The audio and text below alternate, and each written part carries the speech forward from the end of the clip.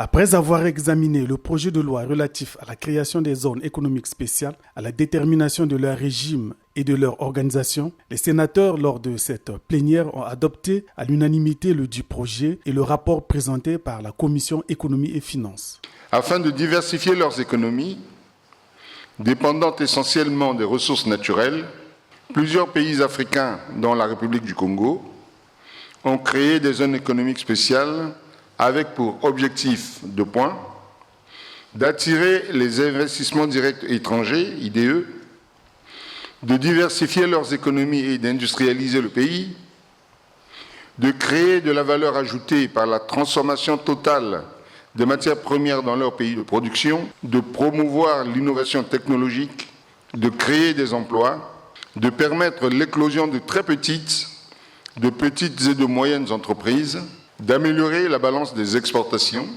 d'augmenter les réserves de change, d'augmenter à terme l'assiette fiscale. C'est pour prendre en compte ces objectifs que le présent projet de loi a été élaboré. Il tente à améliorer le cadre légal en matière de zones économiques spéciales. Le ministre des zones économiques spéciales et de la diversification économique a rassuré les sénateurs que le guichet unique qui sera mis en place contribuera à assainir le climat des affaires pour rendre viables les ZES. Pour pouvoir régler les problématiques en termes de climat des affaires, et je reviens sur l'excellente réponse que le président de la Commission a dit, nous parlons de guichet unique. D'avoir en fait au sein même de la zone économique spéciale ou des zones économiques spéciales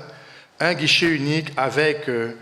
des agents de l'État qui permettent donc de raccourcir les délais, de permettre aux industries, aux investisseurs de s'installer à très très court terme et de pouvoir donc leur garantir la sécurisation de leurs investissements. Le projet de loi ainsi adopté abroge les lois votées précédemment qui ne correspondent plus à la réalité des ZES.